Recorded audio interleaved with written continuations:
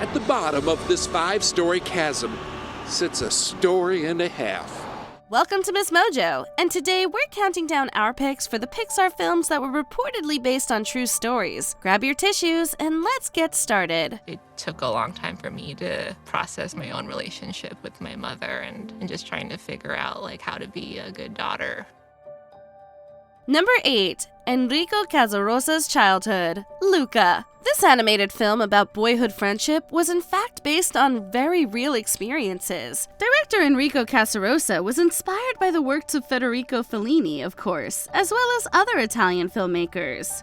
The reason why I thought we could really own in on the 50s and 60s, first just the golden era of Italian cinema, music, and the music was just stunning.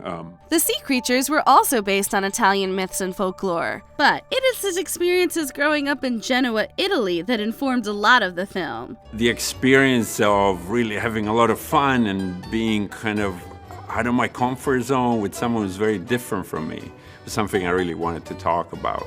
The friendship between Luca and Alberto was based on Casarosa's lifelong friendship with his friend, also named Alberto. The real Alberto even got a minor voiceover role in the film. Casarosa met him in the summer when he was 11, and their experiences made this sweet film even sweeter. But I love that his 2-year-old saw the movie, loved it, and the first thing he asked him was but do Alberto and Luca see each other? And is there yeah, well, they do. And they have 2 wonderful families and they're far, but they see each other. Number 7. Andrew Stanton's observations, Finding Nemo. It turns out director Andrew Stanton was also inspired by his own personal life in the creation of this classic Pixar film. As a child, he felt the fish at his dentist's office longed to go home. How many times have you tried to get out? I've lost count. Fish aren't meant to be in a box, kid. It does things to you. When he and his family visited Six Flags Discovery Kingdom in 1992, Stanton thought the aquamarine exhibits would look splendid in animation. He later came up with the idea of Marlin from a photograph of a clownfish peeking out of its anemone, which suggested Marlin's overly protective personality. Now, what's the one thing we have to remember about the ocean? It's not safe. That's my boy. So, first, we check to see that the coast is clear. We go out and back in. And then we go out and back in. And then one more time, out and back in. And sometimes, if you want to do it 4 times... Dad. All right, come on, boy. Marlin and Nemo's fraught relationship was also based on Stanton's own relationship with his son, with Stanton utilizing his own overprotective qualities. It's a beautiful tale made all the more grounded by this real-life experience. Dad, you can let go now. Sorry. Now go have an adventure. Number 6. Pete Docter's daughter, Inside Out. Puberty can be a font of endless inspiration. This film was really started watching my daughter grow up.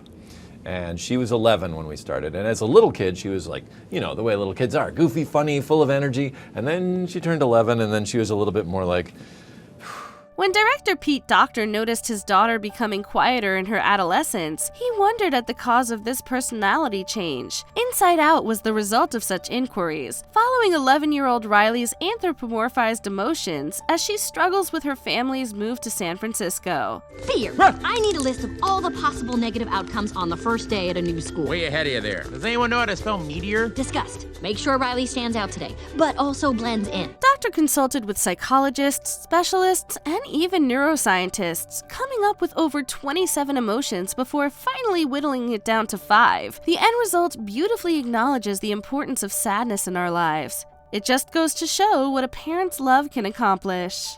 Told you it was a great idea. Best idea he's had in a while. He's a really good guy. Number 5. Edith Macefield's house, Up. So long, boys! I'll send you a postcard from Paradise Falls.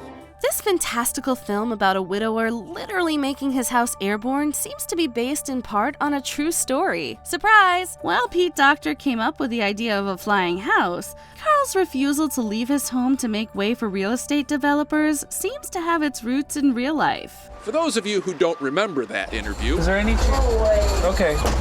That's probably because it never happened.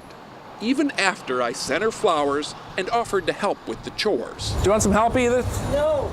Seattle native Edith Macefield made waves when she refused to sell her house to developers. She even turned down a $1 million offer in 2006. Sometimes she was in the yard. I never met her, I just saw her.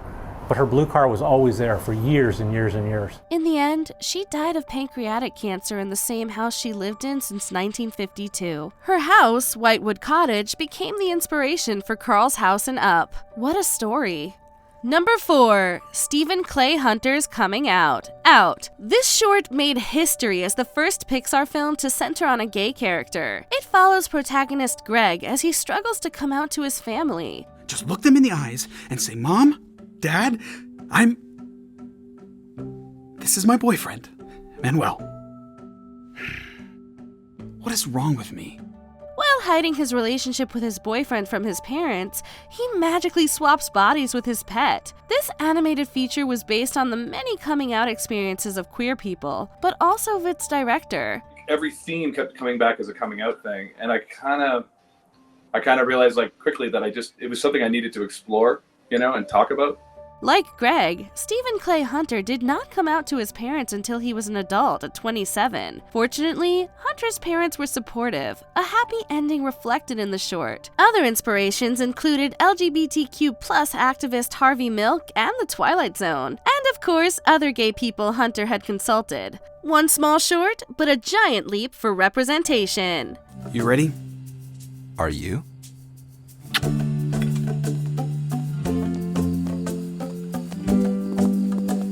Hi.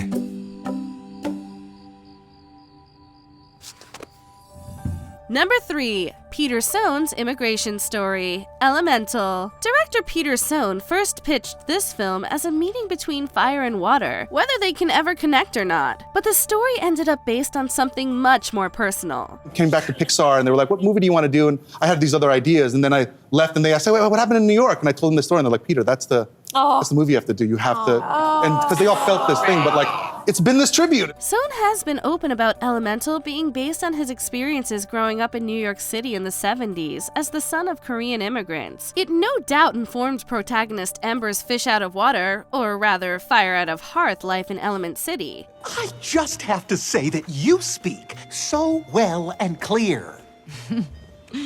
Yep, it's amazing what talking in the same language your entire life can do. Sohn's desire to pursue the arts amid his parents' disapproval also inspired Ember's own conflict with her father. Sadly, Sohn's parents died before the film was completed, but at least this labor of love paid off. I don't know if I pushed stuff away when they passed, but like, something's wrapped up in the end. I've got a couple more weeks left and I can feel this like weird pressure of something as we're finishing this film, cause it's literally about thanking these people now that are gone. Number 2, Domishi's childhood, Turning Red. Autobiography doesn't get more true to life or poignant as this acclaimed film. 13-year-old May gets the shock of her life when she transforms into a large red panda bear. This turns out to be a generational ability. It's happened already?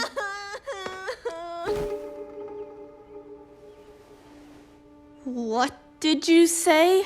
Director Domishi based the film about magical puberty on her own experiences with regular puberty. The relationship between May and her mother Ming was also based on Xi's relationship with her mother, which also began to get strained during Xi's adolescence. I think a lot of mothers put a lot of expectation on their daughters to, be perfect, to kind of build up this armor that can protect them from the world, but maybe eventually does more harm than good. And I really wanted to explore that in this story. Of course, she didn't burst into a red panda bear in moments of great stress, but the awkwardness of your mother trying to be cool about periods is very much real. Pads.